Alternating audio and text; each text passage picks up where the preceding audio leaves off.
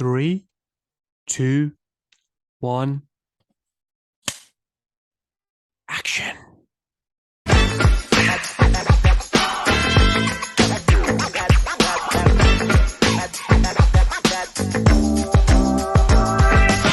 let me tell you something, brother. Andy, like I said, I feel like I've been ticking, like these last few years, I've been ticking off the the team of Darkside.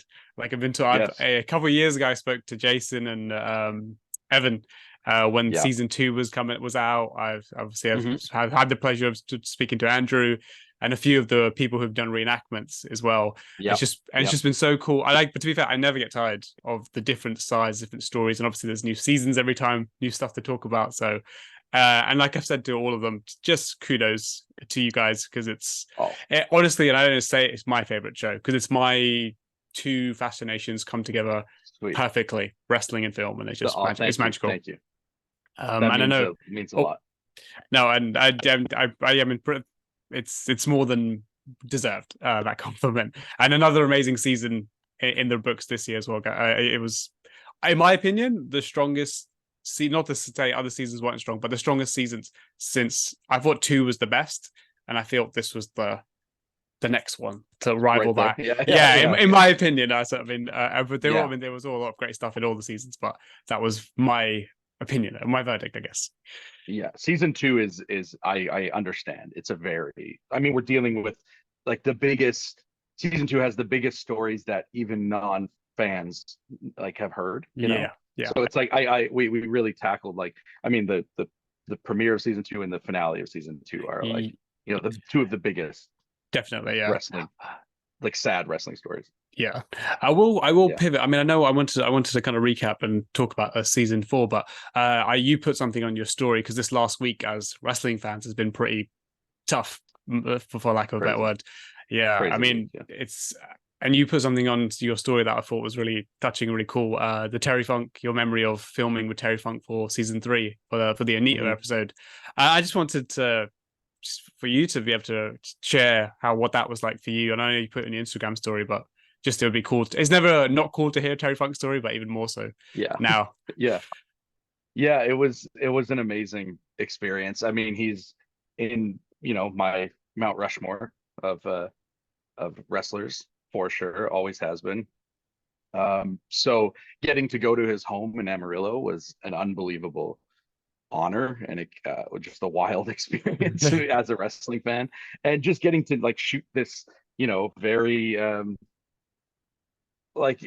getting to hear some history from him was such a big deal. But I have one memory I have a bunch of memories from it, but there's one that isn't really connected to the interview. We went outside to shoot some B-roll on his deck. He had a deck and a beautiful view of a lake there, and we just we shoot those, we call them the portrait shots, just kind of slow-mo moments of just them, they usually intro the character, their voice, and the show. So we shoot a bunch of that, and Terry was very some people don't really want to spend too much time doing that. Terry was very gracious, and he's like, let's hang out outside on his porch, shoot a whole bunch of that. But I remember I'm there. There was this giant a window with covered in cobwebs on the side, because I guess he hadn't really taken care of outside of there in a while, because he just wasn't important to him at the time to take care of it. And there was but I'm a huge fan of spiders, and there's this big cobweb system, and I was just looking at it and I'm like, oh wow, that's beautiful. And Terry just turned to me and went, now there's not beautiful.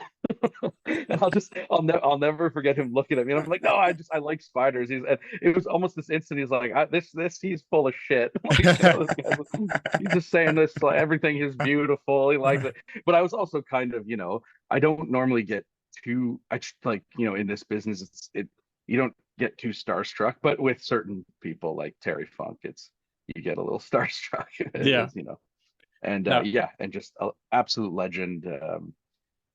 There's not much that hasn't been said, about him. No, incredible, and it's really nice to hear that because that just aligns with kind of everything that you hear about Terry. Those kind of things that you've Yeah, just said. And yeah, yeah. were you also there when because you guys put up that video of Mick Foley visiting Terry?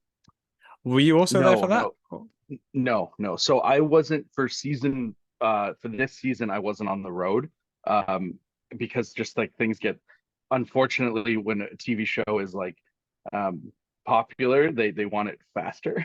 Yeah. So things get truncated um more truncated, so it was like we had a road crew and I was back like focusing on getting things together Yeah. for recreations and whatnot. So um yeah, but for season 2 and 3, I was on the road Yeah. almost all the way through until the end of season 3. But then, like, so serious, like while we were shooting the first chunk of recreations, they were still on the road doing interviews for the end of Oh, for four, some of sorry. for the. Yeah, yeah, Okay. exactly. I Yeah, mean, yeah, to be fair, I think I did hear that some of the like Andrew and stuff were kind of he yeah. was like, oh, they're filming the recreations. I've sent music over for that, things of that nature. So Oh, it's like it was all overlapping to this crazy, but I wasn't there for that. But I did get. I remember because we have a program that we use to watch our cuts and whatnot. Frame.io. I'll put Frame.io over for a second. But they things get uploaded there, including all our raws. Like so, when we finish a shoot day, all the raws get up there. They do Mm. an interview, all the raws, and you get an alert that it's been uploaded. And I remember when that day was uploaded when they were with Terry and Mick, and I just like watched the whole like 3 hour raw clip, like just like right away, right away. It was just like watching it because I was so interested in it. But yeah, I could just imagine as a fan, that's just riveting, just to see just them just interacting. yeah, yeah, Yeah. just hanging out eating barbecue. It was Yeah. quite nice actually, quite a sweet, Yeah, I sweet love moment. the video that you guys put up was really touching. It was really nice. Um, Yeah, yeah. you kind of answered my next question. There was for some reason this is probably me not being very diligent as far as seeing some of the team. Oh, sorry. I didn't hear your name as much until like more recently, like from when Tails came out, and obviously specifically this season as well. So Mhm. I was so when you were directing episodes and things of that nature, I was like, who's Andy? I was like, Yeah, and so when did you actually come in to Dark Side, and was there like a specific role that you kind of took on yeah, immediately, or at the first instance? yeah. I came on as a cinematographer Okay. first, which is my up until recently, because of my involvement with Darkside, has been what I did was my main role in the film industry was Yeah. cinematographer. I've DP'd films, and I still hope to continue to do that too. I love DPing, I love directing, I love both of them. So if I can find a way to do both, that'll be great. Yeah, I That's just the love doing idea. both of it. Yeah, yeah. But I came on as a DP in during season 3 in the interviews. I Okay. came and I think my first interview was Jim Cornette. My first yeah, that was my first interview with Dark Side of the Ring, which is great, Nice. great Yeah. intro interview. And I shot that one. Couldn't have a And bubblier then personality. no, and just being in his like home, which is like Yeah. a wrestling archive, right? Like Yeah. it's in everything. He's just a collector, but he's very much obviously a wrestling historian and Yeah. archivist. So just like kind of getting to see it was a great. I was a fan of the show. I started as a fan of the show, and a fan of Jason's and Evan's. Their previous shows, Evan did a really amazing show on Vice called Outsider. I don't know if you've ever Okay. seen it. No, I haven't actually. I love it. It's about outsider filmmakers. Oh, Uh, wow. Okay. yeah, it's really great. And I was a huge fan of Jason's previous film work, Yeah. Hobo with a Shotgun, and his shorts for VHS, and he did another short called Last Dive. So I've always kind of been in contact with Jason because I'd had some short horror films at film festivals and had met him at a few of those. And when when Darkside got announced years ago, I remember saying like, hey, if you ever need anybody like a DP or anybody to come help you, like I'm a huge wrestling fan, love the concept of the show because nothing had been made yet. So I was like, I Yeah. love the idea of the show.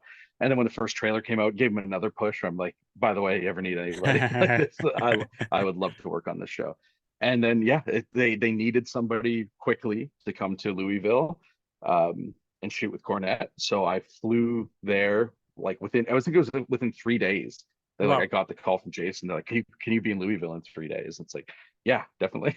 yeah. And so I raced out there and did that, and then it kind of just kept getting extended. Where they're like, okay, we're gonna go to Hawaii, interview Don Morocco. I'm like, oh well, yeah, of course I'll go to Hawaii and interview Don Morocco.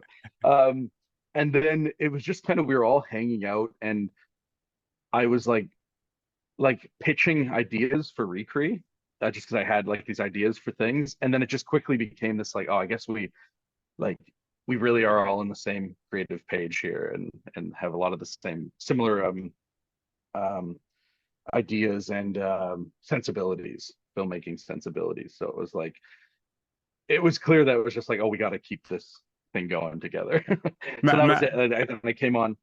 Sorry. Oh, no, no, I was just gonna say match made in heaven kind of thing. Exactly. Yeah, Yeah, yeah. And yeah. then I came on, and the first recrees I shot were for the Chris Benoit two-parter. Oh wow. Um, I DP'd those, and then DP'd the rest of season three. I didn't do Brawl for All and um uh oh my goodness, can't remember the other episode that I didn't do. For season three But or yes, I season did two? for season two. Season two. Oh, Um, oh my goodness, I'll remember it at no one worries. point. But I did majority of season two, and then season three I was all in on the road doing recrees, everything. And then when Tails came along, Jason was working on his new movie Kids versus Aliens, and so he couldn't commit to the whole season. And it was him and Evan like basically suggested to the network that they thought I would be a fit replacement for directing the episode that Jason couldn't direct. And that's how I started directing in this Yeah. world. Yeah. Do you think that was a nice that it's kind of segue into directing to something that was I mean easy would be a very bad word, but like it's maybe a slightly simpler format? Is that fair to say? In what respect simpler? Maybe like because obviously it's just the like primarily the filming is of them on the table, like so there's not as much scattered I shots and going at different places, etc. Yes, that was definitely the difficulty with territories was figuring out because we did want it, it has similar, it's in the universe of Dark Side, Yeah, we were yeah. saying, but we wanted it to be its own show as well. Like Mm. we wanted it to have a different vibe than Dark Side of the Ring. So it was kind of still like in the for Tales from the Territories, it was like figuring out what the show was, Yeah, like yeah. we did lots of like we knew it was going to be a roundtable, we knew there'd be recrees, but then it was like how do we like there was a lot. I was really pitching for a while that like I wanted the roundtable to be black and white, like full Oh, black and white, and then we go to the recreations and it's color. Like that was something I really really wanted to do, but it just you need a lot of time to like pitch those ideas to like different network executives and whatnot. So and we mm. just like they wanted the show again. They wanted the show so quickly that we just had to like we decide. I'm happy with the way I love the way it looks. Actually, I Yeah. love the way Tales No, from it's the cool. It's Territories cool. looks. The poster was Yeah, fantastic as well, by the way. yeah. That poster's amazing. Yeah, but that was yes. So that it had its own range of difficulties. But what was nice about it, like when you're shooting interviews for Dark Side of the Ring, you're like gone for 6 months, like just going all over America and Canada and all over the place, and just like where it's like with Tales from the Territories, you had one day with all these like legends around a table, so you'd be gone for like 2 weeks because you just Yeah. like block out. It's getting everybody, but then the battle, and this was something I wasn't as involved in, was like getting all those legends to the place at the same time. Yeah, yeah. That's a whole other like range of obstacles Yes, I and can hurdles to imagine. overcome. Yeah. Yeah. No, I enjoyed the show, and what I love the fact that is it's still like you said is in the dark side universe because you guys what makes you guys so special as well I think you're not just doing wrestling another wrestling documentary and it's just one of millions. You're your own, you're very distinct and you're your own brand, if you will. So like when they want Mhm. this team, it's that style of filmmaking as well, the reenactments, they want that style. as well Yeah. as obviously the team. So it's like your Yes. it's your thing. And you kind of still put that into Definitely. Tales, which I thought was great. And one thing I will say, and then like I said, I really enjoyed the show, and I can understand this difficulty though. I found that made it felt like that was harder to sustain the momentum sometimes because it was a conversation where they're just springing back and forth for different things, Mm. as opposed to one linear narrative where we're building to something. So like Yeah. that seemed like a challenge that like sometimes it was like it wasn't harder to keep that momentum going, if Sure. you will. Sure. Sure. Yeah. I think like that's the benefit you have with like one-on-one interviews, right? Mm, Is you kind of get to construct, like you get to like choose when a piece of information, and this isn't I don't think this is uh, I think this is like good narrative editing where it's like mm, you take pieces that you kind of get to choose when um to introduce a little like yeah, another piece of information, and you get to choose when it's a round table it's much more difficult because yeah, it's like you do like there are, you can still play with it and play around, but it's a little less. I don't know. It's very clearly still just the same day and all these people talking about something. yeah, Where it's like when you have one-on-one, someone looking right in your camera telling you their version of a story, and you have multiple people telling you their version of events. You can really you can use that to build and keep your momentum moving, yeah, right? You can use that in a way to keep everything pushing and driving. When it's like, yeah, if there's a lull in a con of a bunch of guys around the table talking, it's like it's you can't cut to one person just looking into the camera to like yeah, who has a more exciting view of something to yeah, like keep you yeah, keep you driving forward. Yeah, that is true. That is true. And it became like it was very much like, we were discussing the whole time. It's like, well, is each episode going to be a history of the territory, or is it just going to be stories or tales from the territory, or what? Like, kind of, it was always kind of like ping pong back and forth, like what exactly we were going to do, and then we kind of settled on that, like almost like I want to say like a Tales from the Crypt format, where it's like we're yeah, telling these like stories about every territory, like these little stories, and which allowed us to have a lot of fun with the recreations. I felt on Tales we have a lot of fun with recreation of the dark side, but Tales, it was more like every recreation was a little story, it was like a little film, yeah, which was fun, which was very yeah. fun. Yeah. Yeah, no, and it was a fun show as well. I still did enjoy it, and it was kind of nice to have something obviously in between Dark Side as well, which I thought was quite nice. Yeah. Um, Yeah. going back to well, not even going back to Dark Side to be honest, but just all of these shows. Like, speaking from your side, like as a cinematographer first, you also, I believe, did some acting. You started out as an actor as well. If that's that, if I'm correct in that. I do. I have acted Yeah, before. Yeah, yeah, I have. yeah, Yeah, and then but obviously, not like, yeah, yeah. Not like not a it was never like a goal of mine to act or anything, but like I've acted in friends movies or and acted in like things people were doing. There was a movie I shot called Operation Avalanche that it's a found footage movie mhm. set in the 1960s, and I play one of the camera guys in the movie as well, Ah, okay, because okay, so the camera's is a diegetic camera in the, like, it's actually, people are aware there's a camera in the yeah, movie and it's found footage, and I play I play one of the camera guys, so oh, I okay. I have an acting credit from that, and I got a scene in it, I cry in it, So so you I got to see, do some real acting. you've dabbled in acting as well, shall I say? Yes, yeah, yeah, And yeah. obviously you direct, and as a wrestling fan, and you're a wrestling fan, how naturally do you, in your opinion, does wrestling translate to film, like in that form of storytelling? Yeah. Compare, Really naturally. And because you've done obviously various other subjects as well, so you can kind of compare as yeah, well. yeah, yeah. Oh yeah. Like uh I'm definitely a wrestling fan, but I'm come from a background of filmmaking in general, like all types of horror. I love, a huge horror film fan. And any kind of film, but I love horror. um, but yeah, I think it translates really well. Like I'm sure Jason and Evan talked about this when you talk to them, but I feel like, I mean, now we're starting to see it with, like, there's that Hogan movie that the Joker guy Todd Phillips Oh is yes, doing. yes, yes, yes, yeah, There's the Iron Claw that the Marcy May Marlene team is doing.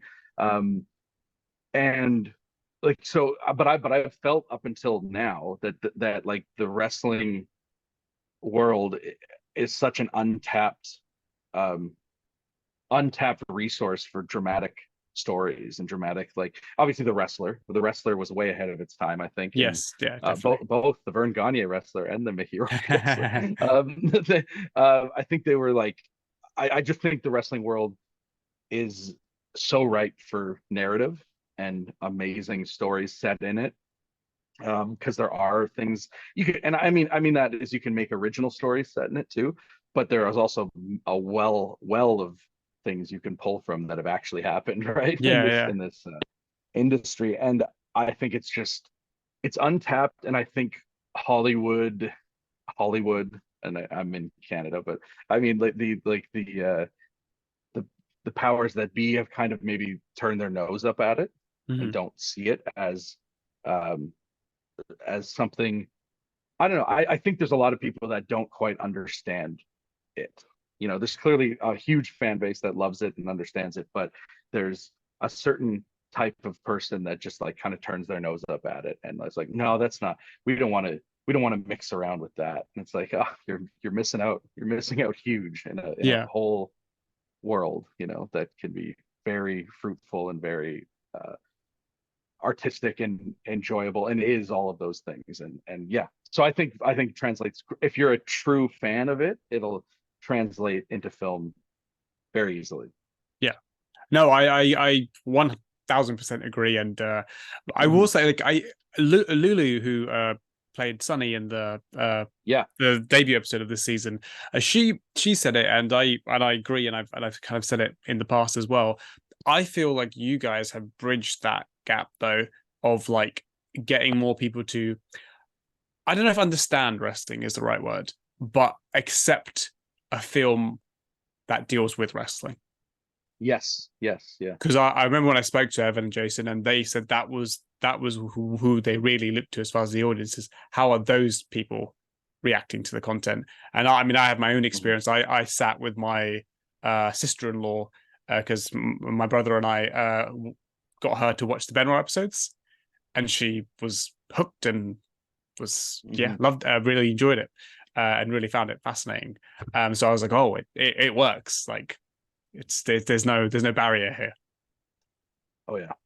Yeah, that's always the best thing ever, is when somebody tells you um like, they're like, oh yeah, I watched your show. Or somebody's like, or like my partner watched your show and they don't know anything about wrestling. They actually like, or like sometimes like they don't like it, but they love your show. Like it's opened their mind now in this way. That's like, kind of realizing, oh, what like true fans have always kind of, obviously have always known that the world of wrestling is a fascinating thing to dive into.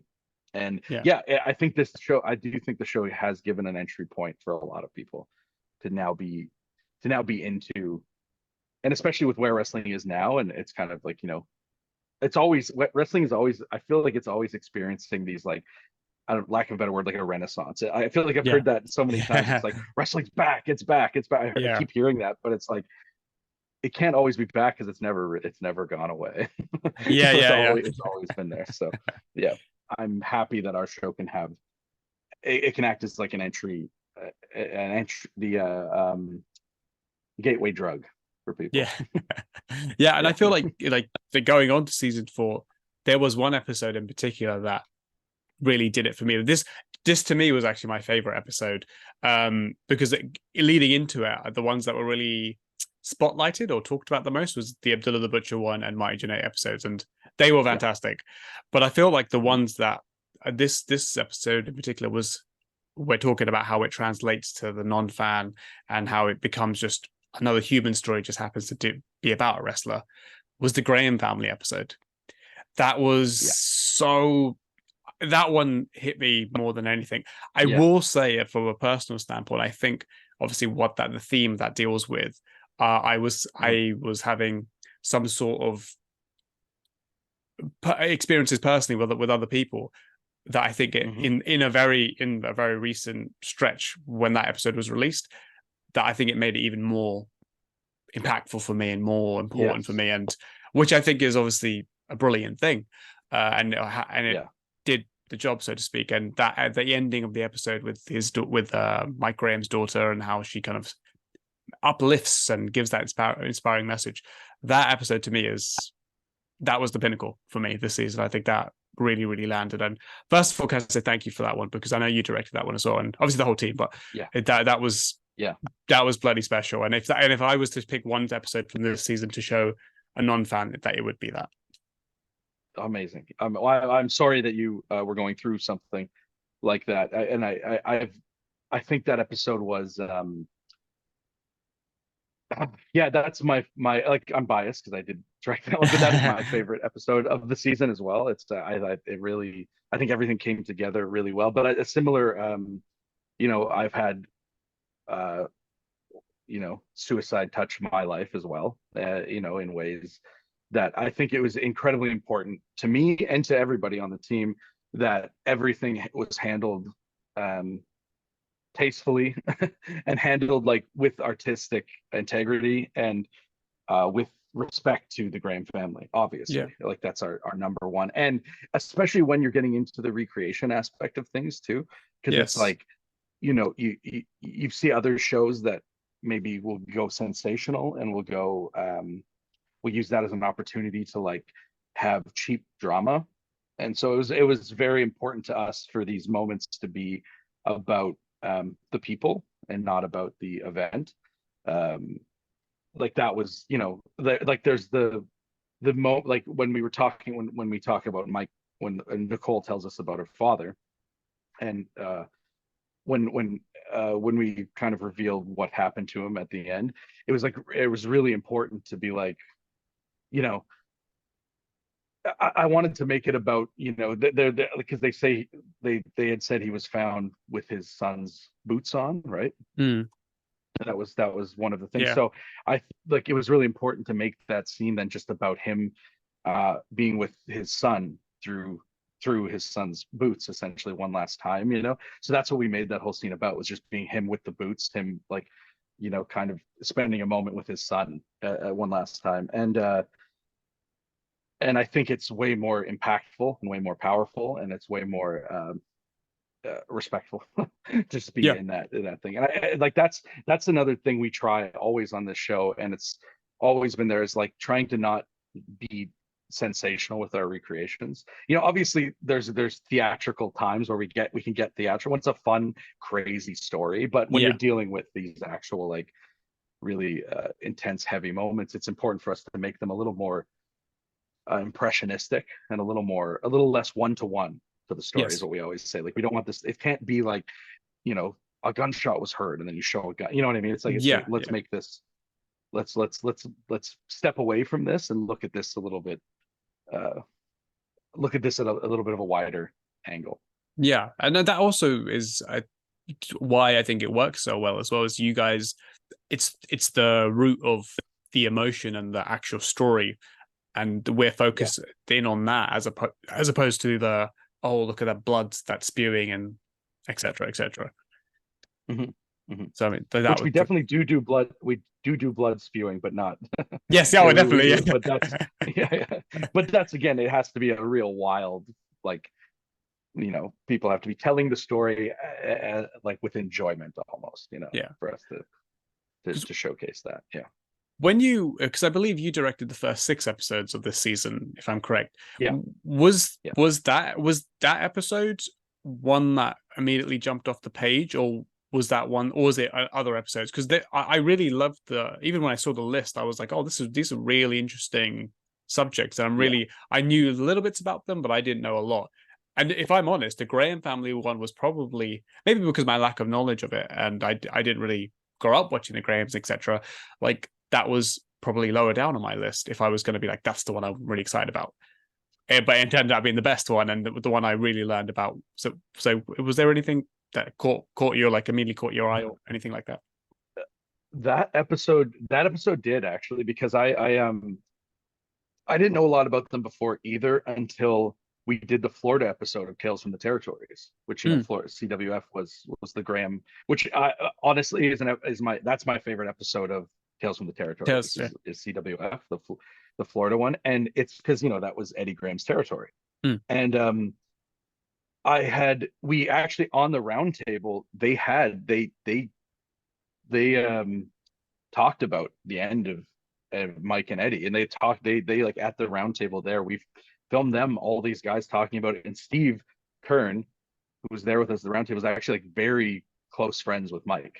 Like they're very close, and like they grew up together essentially, and that so he shared some things at the table with us that was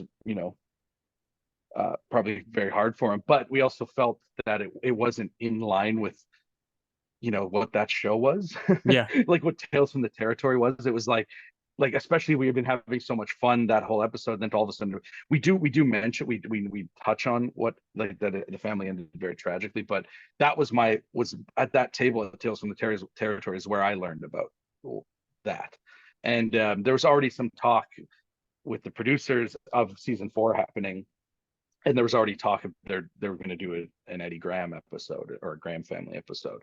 So that was kind of at that time when we were shooting that, I was already thinking about it and just being like, Yeah. oh my God, this is like an intense story, really heavy story. And just how much like I really loved that Territories episode of the Florida Territory. It feels like the Graham family and that are like kind of companion pieces to me.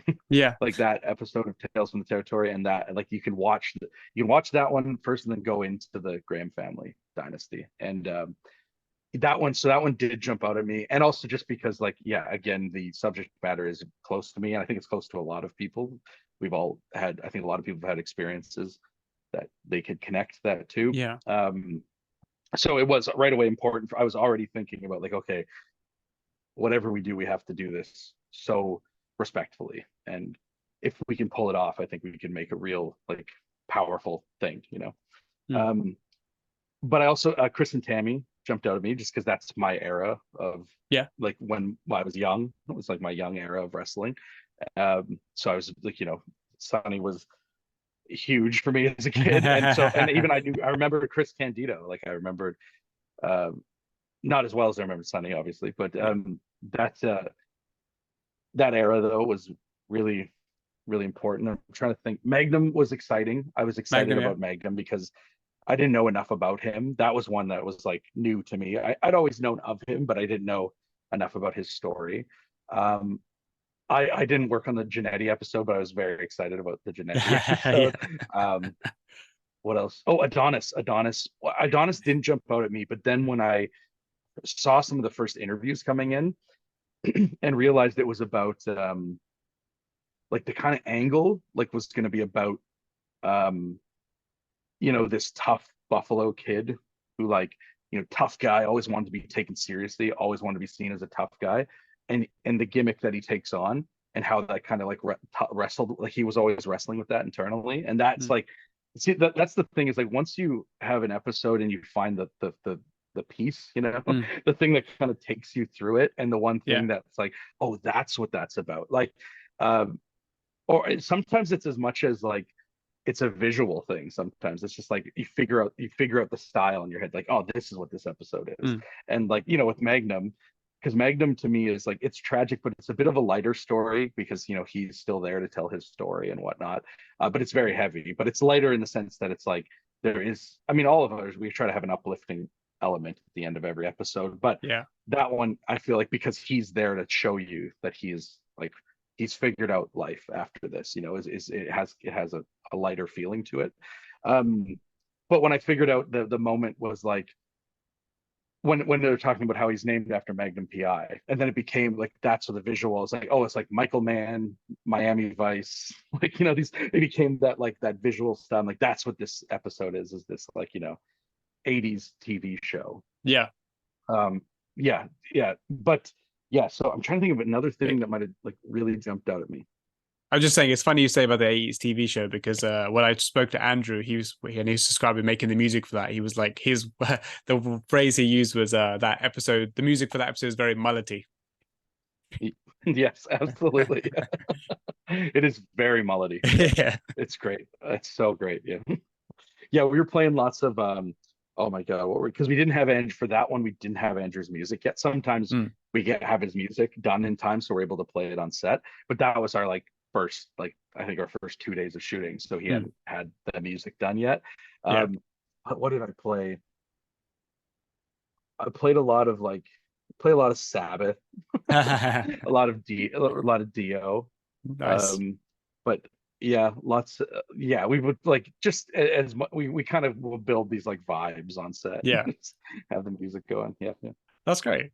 Um, you talked about like some kind of things that kind of you learned as a as like a course of doing these episodes, and that's one thing I found, especially with this season. I mean, with every episode I may know some things, or I feel like I know most of it, and then obviously there's things that I uncover or I learn about through the episodes. This season I think I especially enjoyed because there was a lot of episodes where I either didn't really know, but I knew very little, or I knew Hmm. maybe what I thought was the main thing, but then there's all this other Yeah. stuff behind it. And like for Hmm. example, the Chris and Tammy thing, episode was one that caught me off guard because I didn't know a lot about. I knew more about Sunny, but I didn't know as much about Chris Candido. But also Hmm. the way you guys laid the landscape of like how they're viewed today is the shift in their legacy, if you will, like how Chris is almost like more revered and more Yeah. impactful today because what he's done has sustained. Like his the type of Yeah. wrestler he was, that's what it is today in a way. Whereas Yeah. Sonny's being the diva is not a thing as much. It's not at all Yeah. really. Yeah. And like Yeah. Yeah. things like that, and like how you looked at it, the perspective, I was like, oh wow, like that's like I've Yeah. never seen it like that before, and obviously there's a lot of the story and behind them. It was just, yeah, a lot of things, a lot of learning experiences for me, Yeah. which I found. Like, was there anything for you that particularly that kind of caught you like that, where you just learned things or found out things that you just never thought you knew, never thought you would find out, if you will? Yeah. Well, I think that's a great example there too, where it's like, I think the first initial um, idea of that episode was it's called Chris and Tammy, but the Mm, initial idea was it was like a Chris. It was maybe going to be even more of a Sunny episode, but it's like a Chris and Sunny up thing. But then as you start, making these things, they start to become something else, and they start to become like it was kind of the realization is like, oh, this is a Chris Candido episode. You know what I yeah, mean? Like this yeah, kind of a Chris Candido episode that Sunny is a very important part in it, a very important thing, but it's like it's kind of realizing that, oh, because he is less remembered, it's like almost feels more not important, but it feels like more like interesting for the audience to learn more about this guy who they maybe didn't know a lot about, because Sonny was had way more of the public eye at the yeah, time. So and then inadvertently the episode just becomes more about him yeah, because it's more about, yeah, how he was revered as a technician, like as an actual, like, his he was a great wrestler. And that was there's the thing that I often will learn. I'll like, someone who I'm like, oh, I always knew about them. But then, when preparing for these things, you start watching these matches of these people that you kind of knew about. And then you'll often be like, I was like, holy shit, this guy was amazing. Like, yeah. he's like such a good wrestler. How did I miss this? Like, his matches are so fun and so crazy. And I feel like I had it a lot on territories actually, because it was such an era before me, before my time. And there are many like Playboy Buddy Rose I wasn't really familiar with, but he's on my Mount Rushmore now. Like he's just like he's so fun. Like his like especially his earlier matches, it's just like he's so funny in the ring, and I love that. I love when someone can really hit those comedy beats but still be threatening and still be Mm. scary. It's like I thought he's so great. But I'm trying to think this season were some big. I remember season. Are you just talking about this season, or can I This can I is talk about season three? this season in particular, yeah. Oh, this Oh, okay. yeah, Yeah, yeah. yeah, yeah. Because season three had and season three had one that I had knew nothing about. But yeah, this season, what really wowed me? The Matt Bourne story fully. Oh, I yeah, did not know anything about, like, obviously I knew who Matt Bourne was, learned about him in Tales from the Territories because of his, actually that ties in great because of his uh feud with Buddy Rose they had in Portland. Like they Hmm. had a huge, great, great feud where Buddy actually married Matt Bourne's, like a family member of Matt Bourne's, like Matt Bourne's sister. Yeah. And like it was a whole, yeah, it was a crazy thing they did. And but I only knew of him through that, and then I knew he became Doink the Clown. Yeah. That was all I knew about him. And not knowing, I didn't even know about that shoot interview. I didn't know about that shoot match with Duggan. I didn't know about that, No, which is, no. it just slipped past me. Yeah, and so things like that where I learned all these new, and kind of just how uh yeah, the life he had after it. It was like shocking to me. I had no idea, and I didn't know, and I knew of course other people played Doink, but I didn't know how contentious that was. Like I didn't know it was like taken from him kind of, and Yeah. that was, yeah, that definitely was something I learned. Yeah. Oh, yes, definitely. I mean, again, I knew, I thought I knew a lot of points about Doink, but the depth of his struggles Yeah. was very surprising. Um, Yes. Yeah. One thing you guys definitely did in this season, the reenactments felt like they went another level. Like Cool. the ambition and Yeah. the daring nature of some of the things that you guys did and successfully pulled off was like, I was pretty blown away by, like, for example, you did the Sweet. car crash with Magnum's episode. Mm-hmm.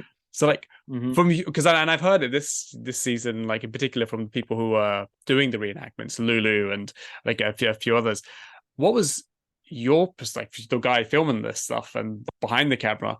How was it trying to pull off these feats and these kind of really reenactments that are going another level, if you will? Because you guys did amazing stuff Yeah. before, and Yeah. now you're amping it up.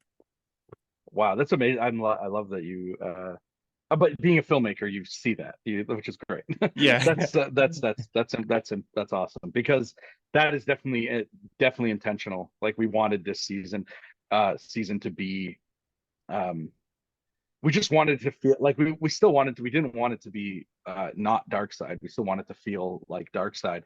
But it's like now that, we're getting into season 4 of the show, it's like I feel like we have to bring something, we have to like bring a little, I don't want to say more because I love what we did before too, but you just have to bring this like new flavor and new, because even, I mean, even just from now getting nerdy in a technical standpoint, the cameras we shot in season 2 are now kind of obsolete. They're not cameras that are going broadcast anymore. Yeah. So it's like even that, like now going into season, but we shot they shot the same cameras from season 1. We used the same ones to season 3. So season 4 is our first time upgrading to a new camera, which has that vibe. Now we're in, we have more resolution than Yeah, yeah, yeah. but it's That's always, I it's actually mean, visible though. It's actually like, I mean, I didn't know yeah, that, but it now is. you say it, I'm like, oh, that makes sense. Yeah, exactly. And like, but again, we do, I mean, vintage, I've always, everything I've ever done, I seem to always lean into like vintage aesthetic or analog aesthetic. It's always been just, it's in what I like, it's in my taste. So even though it's more resolution, we try to like soften it. Obviously, it's soft focus, but we try to soften even with filtration and try to make it as hazy and filmic and vintage as possible by usually we use older lenses too, vintage lenses, and just to really keep it, knock some of that digital edge off, which I think we Mhm. see in a lot of modern streaming these days. Yeah. um, but yeah, that was so important to me, and like it's really fun because we're still, you know, yeah, like we're still technically kind of a lower, like in the grand scheme of filmmaking, a lower budget project. Sure. Like people might not think that, but it's good if they don't think that. It means we're doing our job. But as far as like, it's like we're not a $200 million movie or Yes, anything yes, like yes. that, obviously. But then like you do have to figure out ways to do like a car crash or other sequences, like any kind of massive sequence like that, where it's like, okay, how are we going to do, if you're doing a real car crash in like a big budget movie, obviously you're going to go on location. You're gonna have stunt drivers. You're gonna have probably a you're going to build what you do usually is like you build the mold of the car you're going to crash and Yeah, you put yeah. it on a different chassis, like a cheaper chassis, so you can crash it. So it's like, oh, that's probably how you do it. So obviously, so much of this is like, and again, going back to like the analog aesthetic and the kind of vintage style, we lean into that with our effects as well. It's like, well, how would you have done this in the 70s or the 60s and you didn't have the money to crash a car? You probably, yeah, you do miniatures. You would Yeah. make it work with miniatures. So that's what we decided to do. And yeah, a lot of it is like leaning into old old style. You know, like we did a lot of rear screen projection as well this season, which is new. It's something we did on Tales from the Territories. Hmm. We started on Tales from the Territories and kind of played with rear screen projection, and now we brought it fully into Dark Side of the Ring, So and is it that like kind of rocks. I love creating doing like it. a background almost? Yeah. Yeah, we have a giant, I think it's, what is it, 20 by 40 or something, 20 feet by 40 feet screen, that our grip team puts up, and then we have a giant, I don't remember the lumens, very bright projector that we put behind it, and we um, project a background or a Oh, video nice. or yeah, yeah. And I feel like you're going to see that in the Dark Side universe Moving for forward. a while, because we all really liked it. Yeah, we were No, like, and it allows you to do like massive, like, so you need a big 18 wheeler in the scene or something like that, but it's like we're not going to rent an 18 wheeler and wheel it into the studio, yeah, unless a scene takes place in one and it's a big scene, then you can justify that. But if it's like one shot, two shots, it's like, well, I'll yeah, just put a big screen up and project an image yeah, of it. It works too. It always sells, like, yeah. um yeah. And that's a big thing too, is like you have to justify um how much time you're spending in some of these sets or these things. So it's like, if we're doing the plane ride from hell episode, previous seasons, we know we're going to need a pretty decent plane set. Like we're going to Mm. have to be in a plane set for the whole episode, essentially. But then you do like you have one story about someone in a plane. You're not going to want to wheel in the whole plane set into the Yeah, studio and spend, it's so much work for the art team to set that up, right? And then yeah, you do what, like two shots, and then it's like wheel it out. yeah. No, definitely. No, and it was successful, and I think like, and maybe that's also why I enjoyed the season even more. Just thinking about it now, I'm like, oh, actually, that had such a like a bigger effect on the episodes than your. First of all, I'm just looking at it as a maybe like a film nerd. I look at it, I'm just really impressed. I'm like, oh wow, they pulled that off. Like that's really cool. But then also it adds to the Yeah, that's story as great. well, which really works. And it kind of got me thinking of like the reenactments. Like I'm always so fascinated by it and how you guys made it work and make it you've made it your own almost, and like how just perfect it is for wrestling. Because there's a quote that I read from a book called Squared Circle by David Shoemaker, and he said that wrestling's he was talking about how wrestling how fans want to view their wrestling. So like the action that they see, like Mm, wrestling's fake fighting has to look real in a really unreal way. mm, And I feel like that ties into the reenactments as well, because they're real but not real, because they're dreamlike sequences but of real mhm. events. And I was like, oh, that actually makes perfect sense. And it also makes sense to why it goes with that theory of it has to look real but not real for us to enjoy it. Yeah, And that's yeah, kind of goes with the reenactments as well. yeah, yeah, definitely.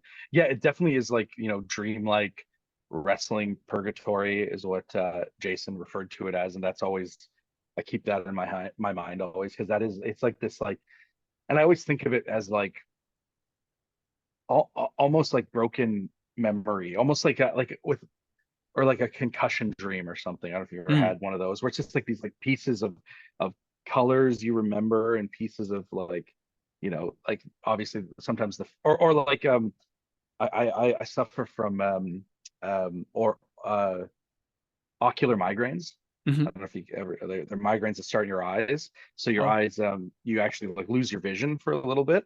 Um, and I think of that sometimes, where it's like I still see people and shapes, but they're all like hazy, and I can't really see the face and I can't see certain things. And it's just like I can't focus on pieces. And that is actually something that has inspired me when shooting these, because it's like it's kind of this like this memory you have of something, or this memory from 20 years ago that you're trying to recount. You can remember colors and shapes and light, but you can't quite see it. Yeah. No, that and Yeah. I mean, I'm not glad that you have that, but I guess it seems to have lent itself to your career in a way as well. Yeah, you have to take everything and use it, Yeah. or it's not worth it. Obviously, one of the things that you have to like, what I maybe I'm biased in what I'm about to say, is because Bret Hart to me is my goat. He's the best as he says, best there is, best there Awesome. was, best there ever will be, That's and yeah, yeah. he reminded me in this season just how important, obviously, a brilliant interview subject is, and how Yeah. essential that is to constructing a really brilliant documentary, especially obviously if you're using this format. Because I think he just added so much to the Adonis episode. His perspectives, the way he articulates and tells the story, and like the way of obviously like Adonis was how he was at home, how he was here, how Yeah. Adonis was initially very reluctant to accept him in. Just these nuggets, and like how the way he tells it, he just, for me, he just brought that to another level. Like, would you agree? Yeah, absolutely. Yeah, 100%. Yeah, we have very talented story producers and story editors on the show too, who like will, they'll find the interview subjects that they think are most important to different stories we're telling, and they'll, and I think, sometimes you get, there are certain, as I'm sure you know, with any kind of documentary, there are subjects that it's like you want but you don't get, right? Yeah. That's anything like there are people who either don't want to be involved, or just like literally are not, just not interested in talking on camera. They're just like, I don't really want to talk about it, like that's all, which is completely their choice. And Yeah, no yeah, one yeah. should be forced into a scenario where they should have to talk about things. But yeah, there are those times where you get people like, you get Bret in the Adonis episode and you're like, oh, you are like such a perfect, and I know I used this term before, but such a perfect gateway into this story for us. Because like you realize, oh, Bret was super like young at this time when Adonis was huge, and he wants to be accepted by all these guys. Mm. So he's such a perfect like venue into the story, where it's like he's, Neidhart is close to these guys. Nobody wants to be close to Bret because he's the promoter's kid. Yeah. And it's like, but eventually Neidhart is like, convinces them to let Bret in and party with them and hang out. And it's like, that's such a great, narratively, it's such a great in to Yeah. the whole story of Adrian. Yeah. And I think it also painted the picture of like what Adrian was that we didn't know as fans. Like, oh, we're like, oh, he Yeah, had this kind of aura. This is how he was perceived. absolutely. Yeah, yeah. And they kind of, everyone knew he was kind of like a tough guy. Like he could be stiff, So it's like Mm-hmm. this like worry, with him that and again talking about Bret in that scene, in that episode, um you also just have there's like a level of reverence that he brings because he's a legend, and like, so there's like, I don't know, it just brings a level of authenticity to our storytelling, where like, here's Bret bringing us into the story. It's like, Yeah. and as you said, he's the goat for you, and he's the goat for so many people, that Yeah. he's on my very big Mount Rushmore as well. Yeah. I mean, Yeah, like you yeah, said, I think if Terry's like the main one for you, I think, yeah, Bret probably is the yeah, main one for me. The yeah. biggest head on the Mount Rushmore for Oh, you. oh yeah. He's got the big, yeah, Yeah.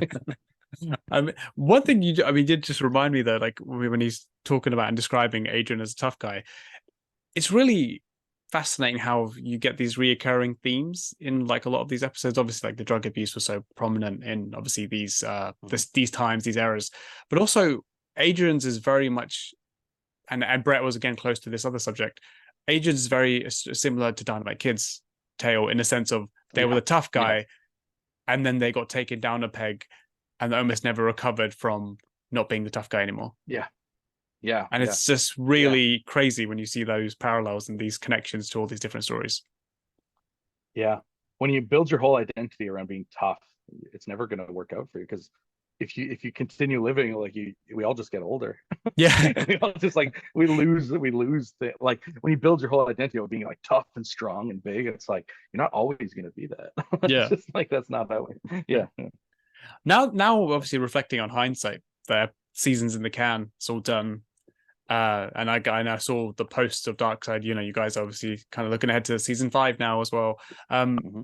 What's your lasting impression of this season? Like, did it land? Did it deliver as you wish? Did it supersede? How, like, what's your lasting memory now of this season?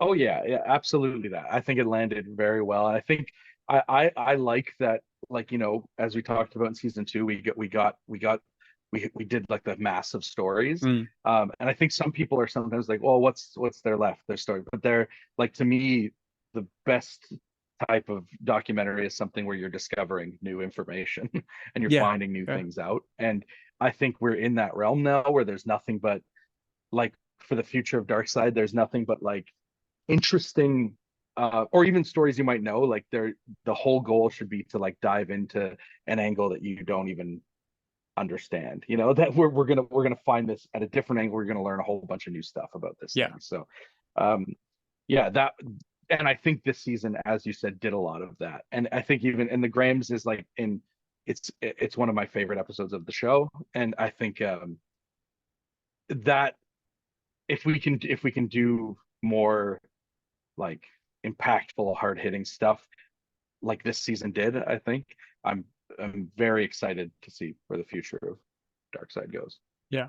No, I 100% agree. And I was actually thinking about that last night, like when in preparation for this, that it's only as a testament to you guys that you've now got to the point where you're this trusted brand and quality, and everyone just looks forward to seeing the show more so. Obviously, Yeah, subjects will interest certain people I think more some so. people don't like us.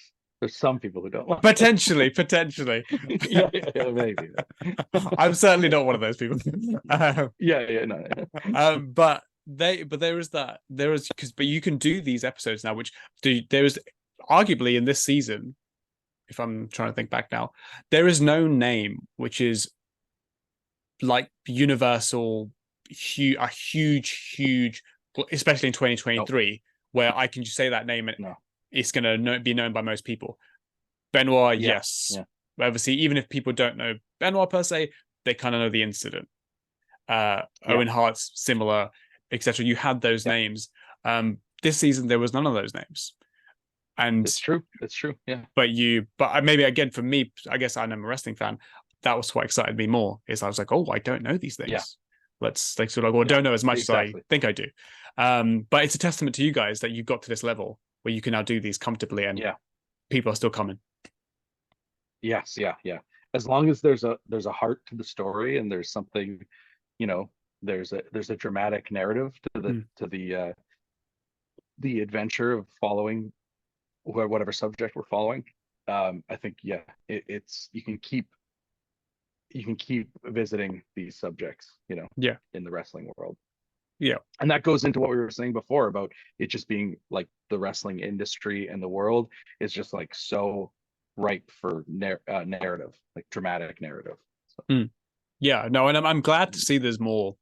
Like from your perspective, is there a growth in, if we're going to say Hollywood, but their perspective, like from your own experience of how they are now viewing wrestling, is there a change? Is that how do you see that? I'm always curious. That's always interesting. um, well, I mean, it'll be really interesting once this Hogan movie and the Iron Claw movie come out. I think it'll be really interesting to see um if there's a change, if there's a big shift. I think this is a key. I'm very excited to see both of those Mm, movies just because I same. want to see what they do with them. I'm not like, I will say I'm not like optimistic of a I'm like no, I am. I'm cautiously optimistic. That's the term I want to use. I have cautious optimism about those films because I could see being like sitting there being like, yeah.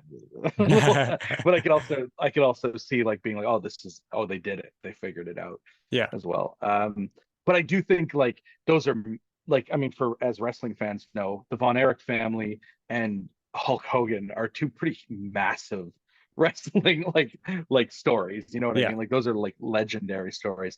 But I'm excited for when the movies start to get into like I want a Herb Abrams movie. You know, Yeah. like Oh, oh God, yeah. I want to, yeah, like I want a like I mean, yeah, I would love to be involved in something like that would be incredible, like a narrative Herb Abrams movie, um, or like a yeah. There's other like the a Johnny Canine movie, like just like that. Like I love these like the stories that are like a little bit. I don't know. Even like The Wrestler is an incredible movie. I love Aronofsky's The Wrestler. And but that is like too like he's following. Obviously, it's a fictional character, but he's following like Randy the Ram is very much a character who had a lot of fame in his life, right? Like Hmm. he was a legend at one point in his career, and I'm excited for the movies that are about people who never reached that. They never reached the legendary status. They never Yeah. had to. They're not in a video game. They never had a toy made of them. You know, like that's. I think we're like, if we can delve more into those type of stories, then like those excite me. That really excites me. Yeah. No, that would be very Yeah. interesting actually.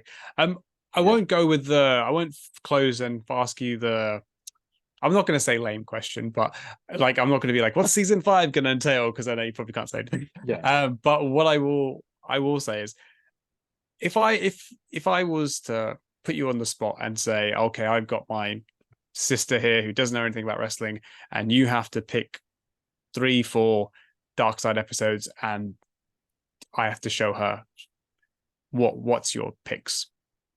So now this is across Gosh. all seasons. All seasons. All seasons. Um, I would go The Last of the Von Erichs Mhm. from season one. Um,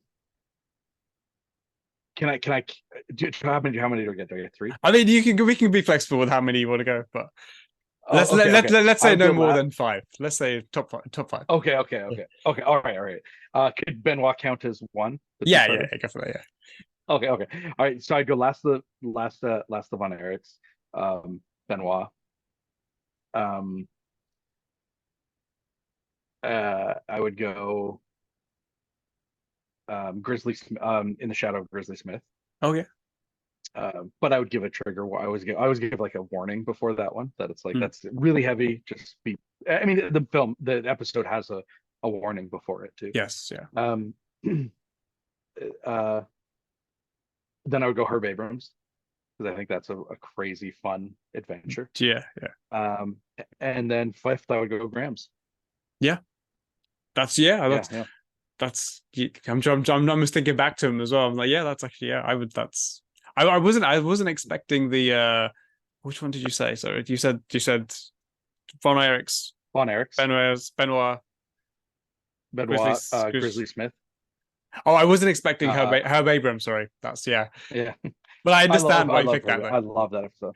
Yeah, I think it's like it's a nice like um I mean it's dark as well. It's all dark, but it's such a like an high octane ride Mm, the whole episode that you're just like and it's a guy that like you've never heard of. Like yeah, like I guarantee if especially a non-wrestling fans like you have never heard this guy's I name. hadn't heard And of so here's just Herb. no, me neither. Me neither. Yeah, yeah. I did some editing on that episode as well, so that episode's very close to me. Um, I think that but has I shot that episode. yeah. Also, and I was going to say, I think Yeah, that episode has one of the best quotes ever, which from Mick Foley about how if Herb was still alive, or like where he yeah. would be. What would he be doing? Yeah. Time. So great. It's also got Brian Blair's great quote Oh about yes, yeah. Herb Abrams died doing what he loves, cocaine and hookers. Yes. Yeah. Well, Andy, man, I would just say I really, really appreciate the time, man. It's been a pleasure chatting to you, and just in a whole other perspective of this show and how you put it all together. And Sweet. I love it, and yeah, just thank you again for the time, man. It's been The awesome. pleasure's all on this side of the world. Hopefully, we can Of do this course. again when season 5 drops. Please, that'd be amazing. Yeah. Cool. Thank you, man. I really appreciate Awesome. it. Have a good day. Take care. Thanks, Bye man. bye. Bye.